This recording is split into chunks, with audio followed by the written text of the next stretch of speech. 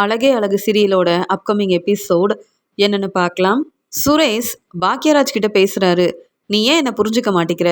தங்கராஜ் மாமா நம்ம வீட்டில் உள்ள எல்லாருக்கும் எவ்வளோ சப்போர்ட் பண்ணியிருக்காருன்னு நீ கொஞ்சம் யோசிச்சு பார்க்கணும். அதனால தானே அழகுமதியை கல்யாணம் பண்ணிக்கிட்டேன். அதே மாதிரி நம்ம அப்பாவுக்கும் தங்கராஜ் மாமா ரொம்பவே சப்போர்ட் பண்ணியிருக்காரு. எனக்கு இந்த வேலை கிடைக்கிறதுக்கு காரணமே தங்கராஜ் மாமா தான். இதை விட பெரிய வேலையும் கிடைக்க போகுது. தங்கராஜ் மாமா எனக்கு எப்பயுமே நல்லது மட்டும்தான் செய்கிறாரு. அதே மாதிரி ரேவதி அக்கா மறுபடியும் தங்கராஜ் மாமா வீட்டுக்கு போகணும். நீ தான் ரேவதி அக்கா கிட்ட பேசி புரிய வைக்கணும். நீ எப்பயுமே ரேவதி அக்காவுக்கு சப்போர்ட் பண்ணுவேன்னு எனக்கு தெரியும் பாக்யராஜ். ஆனால் நீ இப்போ உனக்காக பேசாத. நீ நல்ல பேர் வாங்கணும்னு பேச வேண்டாம். நீ எதுக்கு முதல்ல ரேவதி அக்காவை நம்ம வீட்டுக்கு கூப்பிட்டு வந்த? வீட்டில் தான் அம்மா அப்பா இருக்காங்கல்ல, அவங்க பேச்சை கேட்டிருக்கணும். இல்லை ரேவதியை நம்ம வீட்டுக்கு கூப்பிட்டு வரதை பற்றி அவங்கக்கிட்ட சொல்லியிருக்கணும். நீங்கள் உங்கள் விருப்பத்துக்கு ரேவதி அக்காவை நம்ம வீட்டுக்கு கூப்பிட்டு வந்துட்டீங்க. அது மட்டும் இல்லாமல் தரணி இப்போ ரேவதி அக்காவை பார்க்கணுன்னு தங்கராஜ் மாமா கிட்ட கேட்டுக்கிட்டே இருக்கான். தரணி சரியாக சாப்பிட்றதே இல்லைன்னு தங்கராஜ் மாமா ரொம்பவே மனசு வேதனைப்படுறாரு. அப்படி இருக்கும்போது இங்கே ரேவதி அக்கா நம்ம வீட்டில் இருந்தா தரணியை யார் பார்த்துப்பாங்கன்னு நீ ஏன் யோசிக்க மாட்டேங்கிற? ரேவதி அக்காவுக்கு ஒரு நல்ல வாழ்க்கை கிடச்சிருக்கு. எவ்வளோ வசதியாக இருக்காங்க ரேவதி அக்கா. அது மட்டும் இல்லாமல் தங்கராஜ் மாமா ரேவதியை நல்லா தான் பார்த்துக்கிறாரு. நீ தான் புரிஞ்சுக்காம இந்த சின்ன பிரச்சனைக்கு ரேவதியை உடனே நம்ம வீட்டை கூப்பிட்டு வந்துட்ட. இப்போ ரேவதி வேலைக்கு போகணும், ரேவதியை நான் பார்த்துப்பேன்னு என்னென்னவோ பேசிகிட்டு இருக்க அப்படின்னு பாக்யராஜ் கிட்ட சுரேஷ் சொல்லும்போது, சுரேஷ் நீ எப்பயுமே உன்னை பற்றி யோசிப்ப, எங்களை பற்றி யோசிக்க மாட்டியே. ரேவதி நம்ம வீட்டில் இருந்த வரைக்கும் நம்ம வீட்டில் எவ்வளோ சந்தோஷமாக இருந்தாங்க. ஆனால் தங்கராஜ் வீட்டுக்கு போனதுக்கப்புறம் எவ்வளோ மனசு வேதனைப்படுறாங்கன்னு எனக்கு தான் தெரியும். இப்போ மட்டும் இல்லை, எப்போவும் தங்கராஜ் ரேவதியை புரிஞ்சுக்கிறதே இல்லை. உன்னுடைய ஆஃபீஸ்க்கு நான் பேசுகிறதுக்காக வந்தேன். அப்போவும் தங்கராஜுக்காக சப்போர்ட் பண்ணி பேசினேன். இப்போ நான் வீட்டுக்கு வந்திருக்கேன், மறுபடியும் தங்கராஜுக்காக நீ சப்போர்ட் பண்ணி பேசுகிற.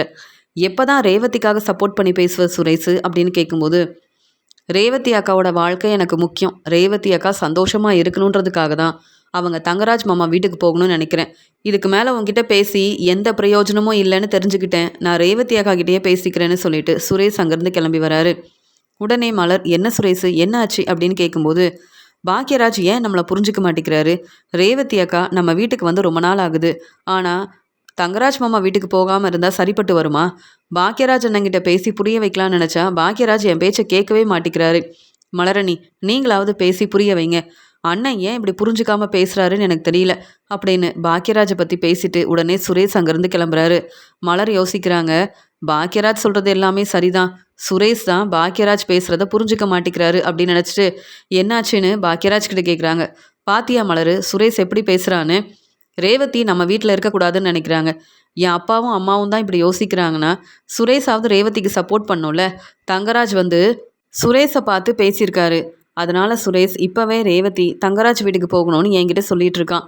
ஆனால் கண்டிப்பாக இதெல்லாம் நடக்கவே நடக்காதுன்னு தெளிவாக பேசி புரிய வச்சுட்டேன்.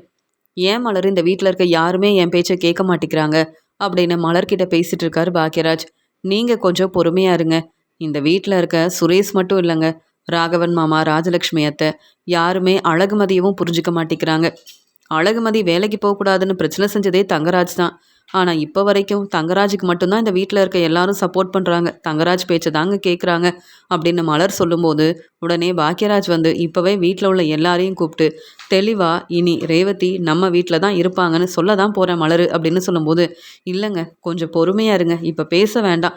வீட்டில் எல்லாரும் சாப்பிட்டுட்டு இப்போ தான் ரெஸ்ட் எடுக்கிறாங்க, நாளைக்கு நம்ம பேசிக்கலாம் அப்படின்னு பாக்யராஜ் கிட்ட சொல்கிறாங்க மலர். கண்டிப்பாக நான் நாளைக்கு பேச தான் போகிறேன் மலர் அப்படின்னு இங்கே சுரேஷ் மேலே ரொம்பவே கோபமாக இருக்காரு பாக்யராஜ். அடுத்த நாள் ரேவதி எல்லாருக்கும் காஃபி கொண்டு வந்து கொடுக்குறாங்க. ஏன் ரேவதி, நம்ம வீட்டில் இருக்க வேலையவே பார்த்துட்டு இங்கே இருக்கலாம்னு நினைக்கிறியா அப்படின்னு ராஜலக்ஷ்மி பேச ஆரம்பிக்கிறாங்க. ஏம்மா, நம்ம வீட்டில் தானம்மா இருக்கேன், எனக்கு ஒரு பிரச்சனைனா நீங்கள் தானம்மா பார்த்துக்கணும். இப்போ என்ன சொல்ல வரீங்க? மறுபடியும் தங்கராஜ் வீட்டுக்கு போகணும்னு பேச ஆரம்பிக்க போகிறீங்களா? அதெல்லாம் இப்போ என்னால் தங்கராஜ் வீட்டுக்கு போக முடியாதுன்னு சொல்லும்போது, அப்புறம் தரணியை நீ எப்படி பார்க்க போகிற? தரணி நம்ம வீட்டுக்கு வர முடியுமா? நீ தானே தரணியை பார்க்கறதுக்காக தங்கராஜ் வீட்டுக்கு போகணும். தங்கராஜ் எதுக்கு இப்படி கோவமாக பேசியிருக்காருன்னு எங்களுக்கே இப்போ தானே புரியுது. அழகுமதி உண்மையை சொன்னதுக்கப்புறமா தான் இங்கே ஓ மேலே தான் தப்பு இருக்குன்னு நாங்கள் புரிஞ்சுக்கிட்டோம். நீயே தேவையில்லாமல் பேசிட்டு இப்போ இந்த பிரச்சனைக்கு காரணமே நீ தான் ரேவதி. வீட்டில் நடக்கிற ஒவ்வொரு விஷயத்தையும் அழகுமதி கிட்ட சொல்லணும்னு என்ன அவசியம் இருக்குது? நீயே தேவையில்லாமல் உன்னுடைய வாழ்க்கையில் பிரச்சனை செய்கிற. சரி, இன்னைக்கு பேசாமல் உங்கள் அப்பாவை கூப்பிட்டுட்டு தங்கராஜ் வீட்டுக்கு கிளம்பு. உங்கள் அப்பா நம்ம வீட்டு மாப்பிள்ளை தங்கராஜ் கிட்ட பேசி புரிய வைப்பார். இனி உன்னுடைய வாழ்க்கையை சந்தோஷமாக பார்த்துக்கோ அப்படின்னு சொல்கிறாங்க ராஜலக்ஷ்மி. என்னம்மா சொல்கிறீங்க? நான் எதுக்காக இப்போ தங்கராஜ் வீட்டுக்கு போகணும்னு நினைக்கிறீங்க அம்மா? நம்ம வீட்டில் நீங்கள் தாம்மா கேள்வி கேட்டு பிரச்சனை செய்கிறீங்க. கொஞ்சம் நான் நிம்மதியாக இருக்க விடவே மாட்டீங்களான்னு சொல்லும்போது, நீ நிம்மதியாக இருக்கலாம், சந்தோஷமாக இருக்கலாம். ஆனால் நீ தங்கராஜ் மாப்பிள்ளை வீட்டில் இருந்தால் தான் நாங்கள் நிம்மதியாக இருக்க முடியும். எங்களை பற்றி யோசிக்க போகிறதே இல்லையா? உனக்கு ஒரு நல்ல வாழ்க்கை கிடச்சிருக்கு. உன்னுடைய வாழ்க்கையை நீ சந்தோஷமாக பார்த்துக்கணும். எவ்வளோ வசதியாக ரேவதி இருக்கா தெரியுமா அப்படின்னு சொந்தக்காரங்க கிட்டலாம் தங்கராஜ் மாப்பிள்ளையை பற்றி அவ்வளோ பெருமையாக பேசினேன். ஆனால் இப்போ சின்ன சின்ன பிரச்சனைக்கும் நீ தான் காரணமாக இருக்க. நீயே பிரச்சனை செஞ்சுட்டு நம்ம வீட்டில் உக்காந்துட்டு இருந்தா சரிப்பட்டு வருமா? தங்கராஜ் மாப்பிள்ளை நம்ம வீட்டுக்கு தேடி நம்மக்கிட்ட மன்னிப்பு கேட்டார். இருந்தாலும் நீ தான் கொஞ்சம் கூட பொறுப்பே இல்லாமல் அக்கறையே இல்லாமல் இன்னும் தரணியை பார்க்காம இருக்க. இதெல்லாம் சரிப்பட்டு வருமா? தரணி சாப்பிட்டானான்னு தெரியல. தரணி எனக்கு ஃபோன் பண்ணான். அம்மா எப்போ வீட்டுக்கு வருவாங்கன்னு என்கிட்ட கேட்குறான். தரணிக்கிட்ட நான் என்ன பேச முடியும் சொல்லு? என்ன பதில் சொல்ல முடியும்? நீ முதல்ல கிளம்பு. உனக்கு உன்னுடைய பசங்க முக்கியம், உன்னுடைய வாழ்க்கை முக்கியம். அழகுமதிக்கு சப்போர்ட் பண்ணுறேன்னு நீ எங்கள் வீட்டில் உட்காந்துட்டு இருந்தா சரிப்பட்டு வருமா அப்படின்னு சொல்லும்போது, ஆமாம்மா சரியாக பேசுகிறீங்க. தங்கராஜ் மாமா என் ஆஃபீஸ்க்கு வந்தாருமா. தங்கராஜ் மாமா தெளிவாக பேசி புரிய வச்சாரு.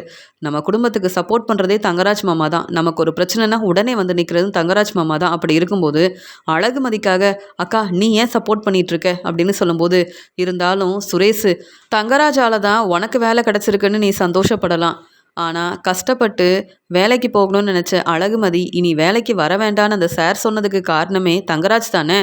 அப்புறம் எப்படி அழகுமதி அமைதியாக இருக்க முடியும்னு கேட்கும்போது, அதெல்லாம் அழகுமதி பார்த்துப்பா. அழகுமதி கண்டிப்பாக வேலைக்கு போகணுன்னு என்ன அவசியம் இருக்குது? இந்த வீட்டில் இருக்க நான் நல்லா தானே சம்பாதிக்கிறேன், குடும்பத்தை நான் பார்த்துக்க மாட்டேனான்னு சொல்லும்போது, உடனே அழகுமதி சொல்கிறாங்க, குடும்ப செலவுக்குன்னு கொஞ்சம் கூட பணம் கொடுக்கறதில்ல. இந்த குடும்பத்தை பார்த்துக்கிறதே பாக்கியராஜ் தான். அப்படி இருக்கும்போது நீங்கள் எனக்கு தேவையானதெல்லாம் வாங்கி கொடுக்க போகிறீங்களா? இல்லை நான் கேட்ட உடனே என் குடும்பத்தை பார்த்துக்கணுன்னு என் அப்பா அம்மாவுக்கு உதவி செய்யணும்னு கேட்டால் பணம் கொடுக்க போகிறீங்களா? இல்லையே. நான் வேலைக்கு போனாதான் என் அப்பா அம்மாவுக்கு சப்போர்ட் பண்ண முடியும். நான் சம்பாதிச்சாதான் என் அப்பா அம்மாவை நான் பார்த்துக்க முடியும். என் தங்கச்சியை நான் படிக்க வைக்க முடியும். உங்ககிட்ட எல்லாத்துக்கும் நான் உதவி கேட்டு நிற்க வேண்டிய அவசியம் இருக்காது. நீங்கள் என்னைக்கு எனக்கு உதவி செஞ்சுருக்கீங்க? நீங்கள் மட்டும் சம்பாதிச்சா போதும்னு சொல்கிறீங்க. ஆனால் நானும் படிச்சிருக்கேன். நானும் வேலைக்கு போகிறதுக்காக எல்லா ஏற்பாடையும் செய்கிறேன். நான் வேலைக்கு போகக்கூடாதுன்னு நீங்களும் யோசிக்க வேண்டாம், உங்கள் தங்கராஜ் மாமாவும் யோசிக்க வேண்டாம். தங்கராஜ் தான் தேவையில்லாமல் பிரச்சனை செய்கிறாரு. ஆனால் நீங்கள் எல்லாரும் பாக்கியராஜ் கிட்ட கேள்வி கேட்குறீங்க, ரேவதி கிட்ட கேள்வி கேட்குறீங்க. இதெல்லாம் சரியா அப்படின்னு அழகுமதி சொல்லும்போது, அழகுமதி நீ உன்னுடைய வேலையை மட்டும் பாரு, நீ பேசவே வேண்டாம், நீ தான் இந்த பிரச்சனைக்கு காரணம் அப்படின்னு ராஜலக்ஷ்மி சொல்கிறாங்க. நான் அப்படி என்ன செஞ்சிட்டேன்? நான் தான் இந்த பிரச்சனைக்கு காரணம்னு எல்லாரும் சொல்கிறீங்க. இப்போ சுரேஷும் உங்கள் பேச்சை கேட்டு இப்படி பேசுகிறாரு. இதெல்லாம் சரியில்லை அப்படின்னு சொல்லும்போது, நாங்கள் எப்படி பேசணும் என்ன பேசணும்னு எங்களுக்கு தெரியும், நீ எங்களுக்கு சொல்லி கொடுக்காத அப்படின்னு சொல்கிறாரு ராகவன். ஆமாப்பா நீங்கள் சரியாக தான் பேசுகிறீங்க. போனா போதுன்னு கொஞ்சம் இடம் கொடுத்தா இந்த அழகுமதி ரொம்ப பேசுகிறாப்பா. மறுபடியும் அழகுமதி வேலைக்கு போகணுன்னு நானும் ஆசைப்பட்டேன். அழகுமதிக்கு சப்போர்ட் பண்ணணும்னு நினச்சேன். ஆனால் மறுபடியும் அழகுமதி நம்ம பேச்சை கேட்காம தங்கராஜ் மாமாவுக்கு நிறைய பிரச்சனை செய்ய ஆரம்பிச்சிட்டானா இனி நான் பொறுமையாகவே இருக்க மாட்டேன் அப்படின்னு சொல்லும்போது, ஆமாம் சுரேஷு, அழகுமதிக்கு நீ சப்போர்ட் பண்ணவே வேண்டாம்.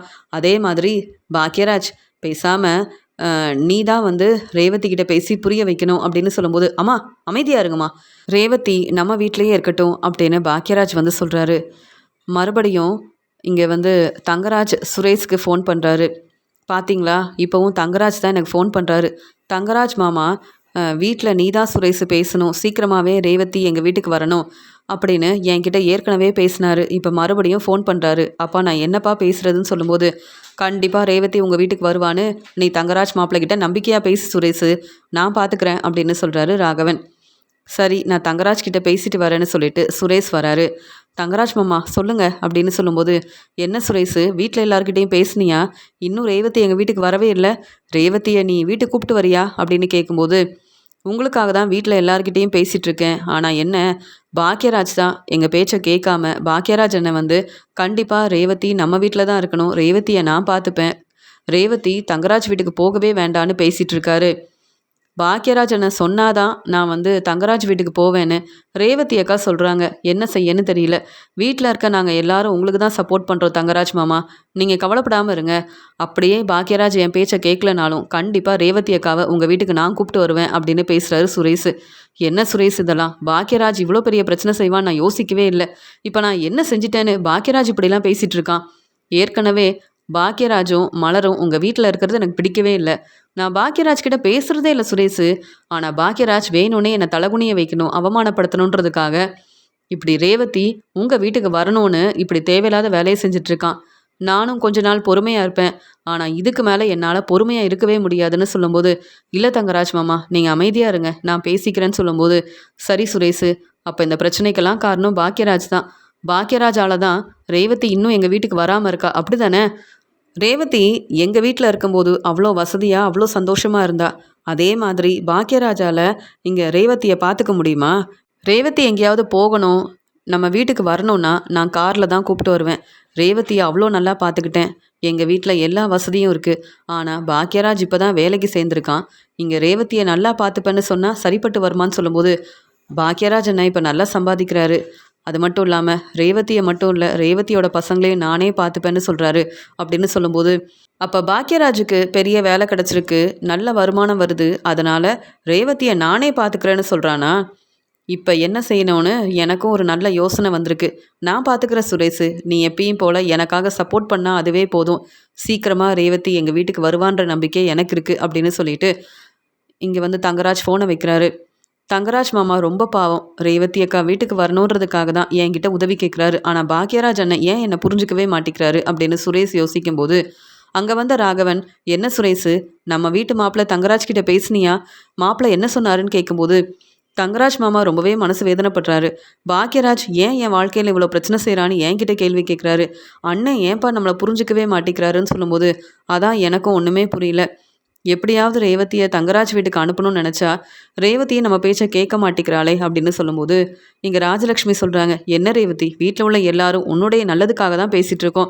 உன்னுடைய வாழ்க்கை சந்தோஷமாக இருக்கணுன்றதுக்காக பேசிகிட்டு இருக்கோம். நீ ஏன் ரேவதி எங்கள் பேச்சை கேட்க மாட்டேங்கிற? நீ எதுக்கு அழகுமதிக்கு சப்போர்ட் பண்ணும்? அழகுமதி வேலைக்கு போனால் உனக்கு என்ன? வேலைக்கு போகாமல் வீட்டில் இருந்தால் உனக்கு என்ன? இந்த உண்மையை நீ வந்து அழகுமதிக்கிட்டேயும் மலர்கிட்டையும் சொன்னதால தானே இப்போ நீ வந்து நம்ம வீட்டில் உட்காந்துட்ருக்க. இதெல்லாம் உனக்கு தேவையா?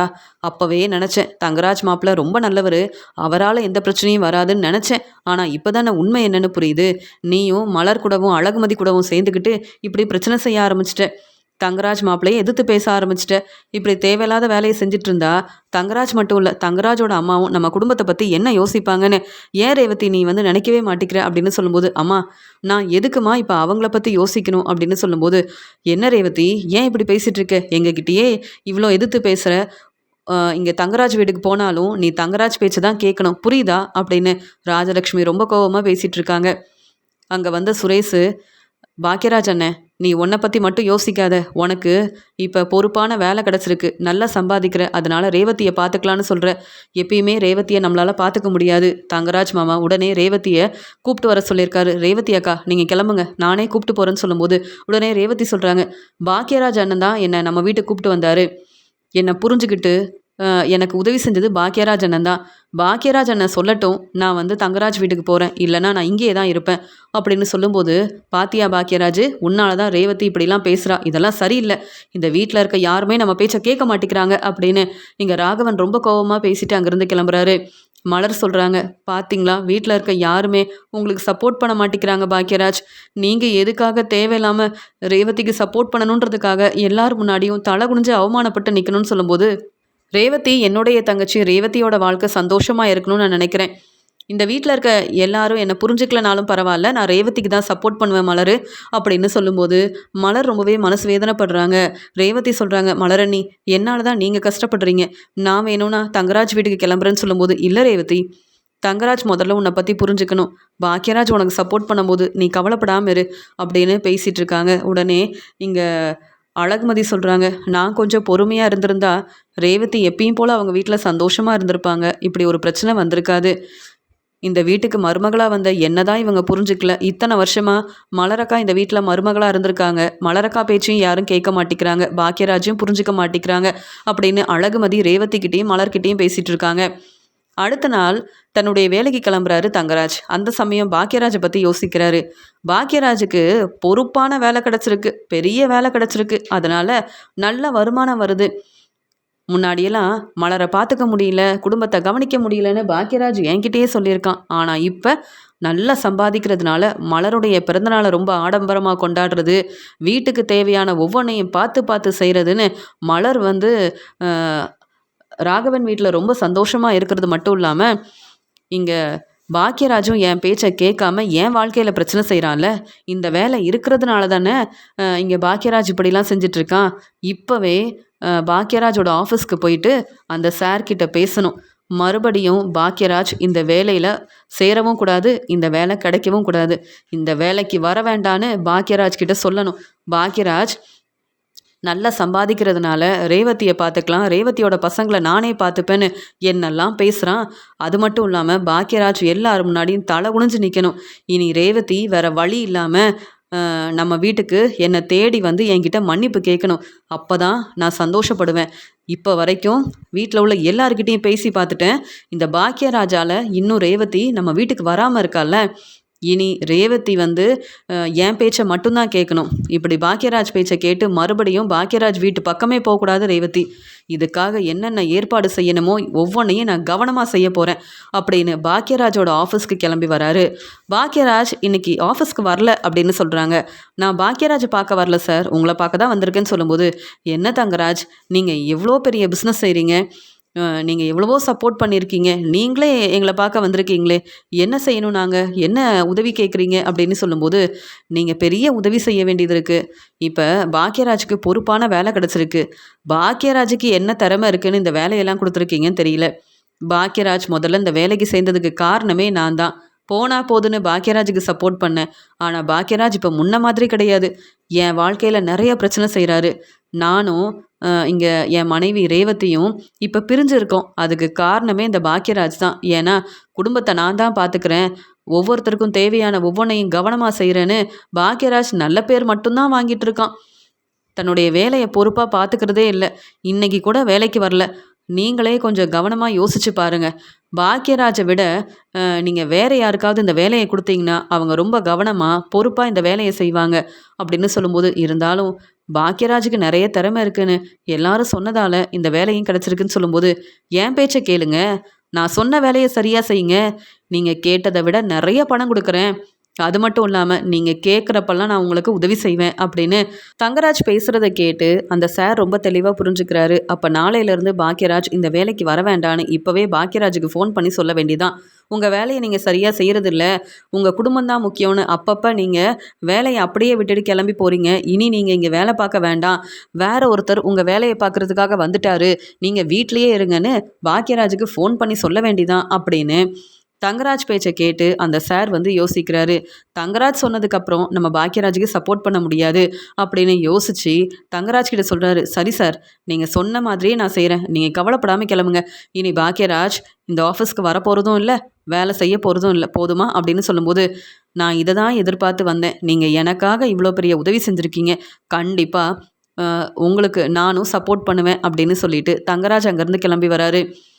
கொஞ்ச நேரம் கழிச்சு பாக்கியராஜுக்கு ஃபோன் வருது. மலர் சொல்கிறாங்க, பாக்கியராஜ் உங்களுக்கு ஃபோன் வந்துக்கிட்டே இருக்குது, நீங்கள் என்ன இங்கே ராகவிக்கிட்டேயே பேசிகிட்டு இருக்கீங்கன்னு கேட்கும்போது, இல்லை ஃபோன் வந்தது எனக்கு தெரியாது மலர், இங்கே வந்து ரேவதி வீட்டில் இருக்கிறதுனால நானும் இன்றைக்கும் ஆஃபீஸ் போகவே இல்லை. வீட்டில் எல்லாரும் என் பேச்சை கேட்காம எப்படியாவது ரேவதியை தங்கராஜ் வீட்டுக்கு அனுப்பணும்னு நினைக்கிறாங்கல்ல, அப்படி நடக்கக்கூடாதுன்றதுக்காக தான், ரேவதிக்கு சப்போர்ட் பண்ணுறதுக்காக நானும் இன்றைக்கி வீட்டில் இருக்கேன் அப்படின்னு பேசும்போது, இருந்தாலும் நாங்கள் எல்லாரும் இருக்கும்போது நீங்கள் ஏன் ரேவதியை பற்றி இவ்வளோ யோசிக்கிறீங்க, நீங்கள் இன்றைக்கி வேலைக்கு போயிருக்கணும் பாக்கியராஜ் அப்படின்னு மலர் பேசிகிட்டு இருக்கும்போது, மலர் வந்து பாக்கியராஜோட ஃபோனை கொண்டு வந்து கொடுக்குறாங்க.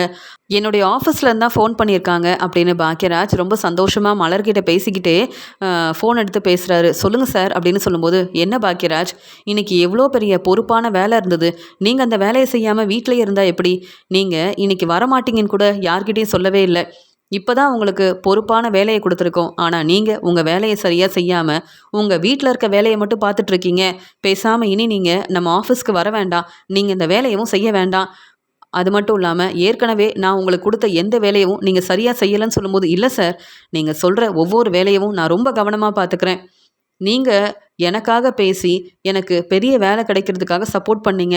நீங்களே இப்படி பேசுகிறீங்களே சார் அப்படின்னு சொல்லும்போது, அப்போ உங்களுக்கு சப்போர்ட் பண்ணேன் பாக்யராஜ். ஆனால் இப்போ உங்கள் வேலையை நீங்கள் சரியாக செய்யலை. உங்களால் ஆஃபீஸில் நிறைய பிரச்சனை வருது.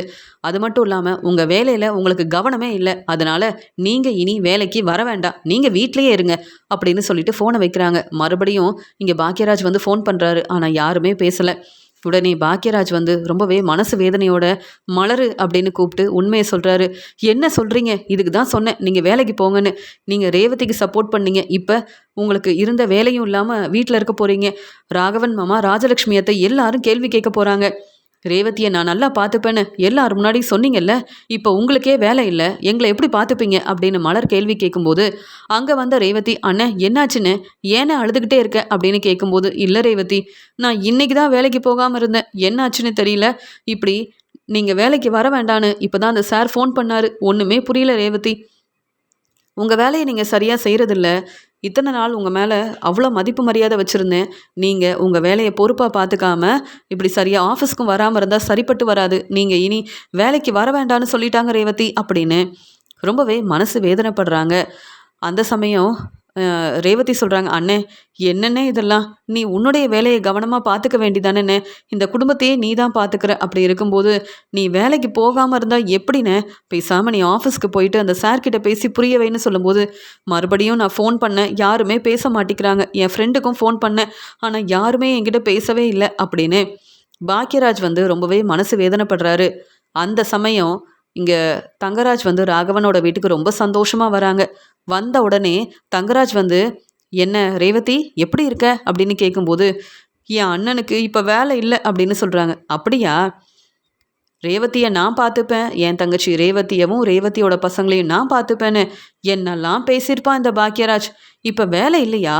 அப்போ இந்த குடும்பத்தையே பாக்யராஜால் பார்த்துக்க முடியாதா? அப்புறம் எப்படி ரேவதி பாக்யராஜ் உங்கள் எல்லாரையும் நல்லபடியாக பார்த்துக்க முடியும்? இப்போ பாக்யராஜுக்கு வேலையும் இல்லை, எந்த வருமானமும் வராது. ரேவதியை பாக்யராஜால் பார்த்துக்க முடியாதுன்னு நான் புரிஞ்சுக்கிட்டேன். சரி ரேவதி, நம்ம வீட்டுக்கு கிளம்பு அப்படின்னு சொல்லும்போது, என்ன பேசுகிறீங்க? என் அண்ணன் இப்போ வேலை இல்லைன்னு கஷ்டப்படுறாரு. நீங்கள் இப்போ வந்து வீட்டுக்கு கிளம்ப சொல்கிறீங்க அப்படின்னு சொல்லும்போது, ஆமாம், பாக்யராஜை நம்பி தானே உங்கள் வீட்டுக்கு வந்த. இப்போ பாக்யராஜுக்கு வேலை இல்லை.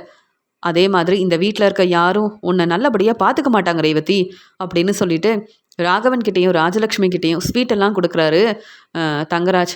உடனே மலர் கேட்குறாங்க, எனக்கு என்னவோ சந்தேகமாக இருக்குது. ரேவதி உங்கள் வீட்டுக்கு வரணுன்றதுக்காக பாக்யராஜோட வேலையில் நீங்கள் தான் பிரச்சனை செஞ்சீங்களான்னு கேட்கும்போது, என்ன மலரு என்னென்னவோ பேசிகிட்ருக்க? எனக்கும் இந்த பிரச்சனைக்கும் எந்த சம்மந்தமும் இல்லை. எனக்கு நிறைய வேலை இருக்குது. பாக்யராஜை பற்றி நான் யோசிக்க வேண்டிய அவசியமே இல்லை. எப்படியும் ரேவதி எங்கள் வீட்டுக்கு வருவான்னு எனக்கு தெரியும். தன்னுடைய வேலையை சரியாக செய்யாமல் கொஞ்சம் கூட கவனமே இல்லாமல் இருந்தால் இப்படி தான் நடக்கும். எப்பயுமே வீட்டிலையே இருந்தால் எப்படி அப்படின்னு சொல்லிட்டு பேசும்போது, ஆமாம், எனக்கு எதுக்காக வேலை போச்சுன்னு எனக்கே தெரியல. ஆனால் நீங்கள் எப்படி இந்த காரணத்தை சரியாக சொல்கிறீங்க அப்படின்னு சொல்லும்போது, உங்கள் ஆஃபீஸில் இருக்க அந்த சார் என்னுடைய ஃப்ரெண்டு தான். அவர் தான் இப்போ ஃபோன் பண்ணி சொன்னார். அதான் உங்கள் வீட்டில் உள்ள எல்லாருக்கும் ஸ்வீட்டெல்லாம் வாங்கிட்டு வந்தேன். ரேவதி எங்கள் வீட்டுக்கு வரக்கூடாதுன்னு என்னெல்லாம் பேசியிருப்ப பாக்யராஜ். அதான் உனக்கு இப்படி ஒரு நிலைமை வந்திருக்கு, நல்லா அனுபவிக்கிற அப்படின்னு சொல்லும்போது, எப்படி அழகுமதி வேலைக்கு போகக்கூடாதுன்னு பிரச்சனை செஞ்சீங்களோ அதே மாதிரி எனக்கும் இந்த வேலை கிடைக்கக்கூடாதுன்னு பிரச்சனை செஞ்சுட்டு ஒன்றுமே தெரியாத மாதிரி ஸ்வீட்டெல்லாம் கொடுக்கறதுக்காக வந்திருக்கிறியா அப்படின்னு தங்கராஜை பலார்னு வெளுத்து வாங்குறாரு பாக்யராஜ். இதுக்கு மேலே நான் பொறுமையாக இருப்பேன்னு நினைக்கிறியா? என் வாழ்க்கையில் நீ எவ்வளவோ பிரச்சனை செஞ்சுருக்க. மலர் இந்த வீட்டுக்கு மருமகளாக வந்தது பிடிக்காமல் எவ்வளவோ பேசி பிரச்சனை செஞ்சுருக்க. அழகுமதி இந்த வீட்டுக்கு மருமகளாக வந்ததுக்கப்புறம் அவங்க வேலைக்கு போகக்கூடாதுன்னு பிரச்சனை செஞ்ச. இப்போ நான் வேலைக்கு போகிறது பிடிக்காமல் ரேவதிக்கு நான் சப்போர்ட் பண்ணுறதால இப்படி ஒரு வேலை செஞ்சுட்டு ஸ்வீட் எடுத்துகிட்டு வந்திருக்கியா அப்படின்னு ரொம்ப கோவமாக தங்கராஜை பலார்னு வெளுத்து வாங்குறாரு பாக்யராஜ். உடனே தங்கராஜ் வந்து ரொம்ப முடியாமல், என்ன பாக்யராஜ் இப்படிலாம் செய்கிறேன்னு கேட்கும்போது, என் வேலையில் பிரச்சனை செஞ்சுட்டு நீ வந்து இவ்வளோ சந்தோஷமாக பேசிகிட்டு இருப்ப, இதை கேட்டுட்டு நான் பொறுமையாக இருக்கணுமா? ரேவதி வாழ்க்கையில் பிரச்சனை செஞ்சுருக்க, இப்போ என் வேலையிலையும் பிரச்சனை செஞ்சுட்டல அப்படின்னு தங்கராஜை வெளுத்து வாங்குறாரு பாக்யராஜ். இதுக்கு மேலே எந்திரிக்க கூட முடியாமல் தங்கராஜ் ரொம்பவே கஷ்டப்படுறாரு. ரேவதி சொல்கிறாங்க, தங்கராஜ் நீ திருந்தவே மாட்ட, மறுபடியும் நான் உன் வீட்டுக்கு வருவேன்னு நீ யோசிக்கவே வேண்டாம். பாக்யராஜ் என்ன வேலைக்கு போகக்கூடாதுன்னு நீ இப்படி ஒரு வேலை செஞ்சுருக்கல, அதனால் நீ என்ன நினச்சாலும் நீ யோசிச்சாலும் உன் வீட்டு பக்கமே வரமாட்டேன் அப்படின்னு ரொம்ப கோவமாக ரேவதியும் வெளுத்து வாங்குறாங்க தங்கராஜை. தங்கராஜ் பதில் பேச முடியாமல் உடனே அங்கேருந்து கிளம்புனா போதும், இதுக்கு மேலே இங்கேயே இருந்தால் வீட்டில் இருக்க எல்லாரும் அப்புறம் ரொம்ப கோவமாக பேசுவாங்க அப்படின்னு சொல்லிட்டு தங்கராஜ் பதில் பேச முடியாமல் உடனே கிளம்பி வராங்க. தங்கராஜ் என்னதான் பிரச்சனை செஞ்சாலும் கண்டிப்பாக ரேவதிக்கு சப்போர்ட் பண்ணுவேன், ரேவதியை நான் நல்லபடியாக பார்த்துப்பேன் அப்படின்னு உண்மையை புரிஞ்சுக்கிட்டு தங்கராஜ் மேலே ரொம்பவே கோவமாக இருக்காரு பாக்யராஜ்.